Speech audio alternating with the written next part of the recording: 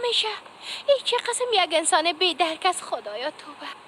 حتما نمیتونی که تکان بخوری، شانه هایت خلاقر معلوم میشه، اما شاید تمام وزن اضافه در پاهایت باشه. من نمیفهمم که چطور این رقم انسانایی که دویدم نمیتونن چرا پلیس میسازن. اما فکر میکنم که تو را ده همینجا از موتر پایین کنیم تا که کمه دویده بیایی و برای تمرینام شوه. بسیار برای صحتت خوب خود. افسون بس است دیگه.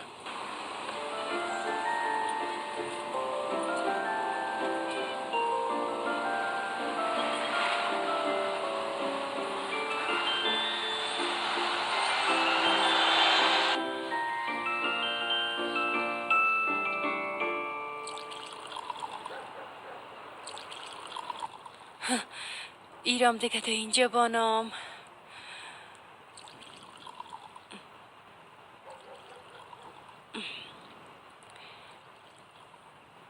اوه خدا جان. اوه خانم سلطانم آمد. بالاخره از خواب بیدار شد. خوب شد که آمدی. خب سلطانه، من فکر میکردم تا فردا صبح افطار بیدار نخواد شدی.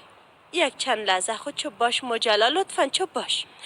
انشالله که روزه سر زبان تاثیر خواد کرد و یک ماره راحت خواد ماندیم. برو خواهر برو بفرما. بیا. سلام علیکم. آمدن. سلام علیکم. آمدن. سکینه تو از کجا پیدا شدی دختر؟ به خاطر سحری خسته بودم مجلا خواهر. الیاس بدر آمد گفت بیا که سحری را یک جای کنیم. باز مامزت اینجا آمد. آفرین، بسیار کار خوب کردی. بیا اینجا بشین. گلسر تو هم برو به سکینه خالیت یک دانه گیلاس بیار که چای بخوریم. چی گفتی گلسر جان؟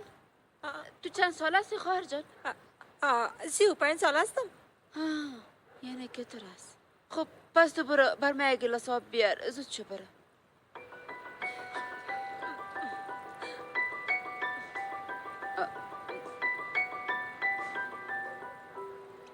شب بخیر.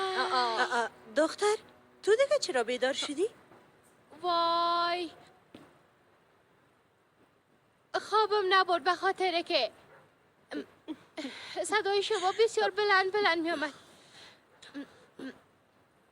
و دیگه بوی این چیزایی که پدرم اومده کردن مرا اینجا کشوند. پدر. خب بهار کجاست؟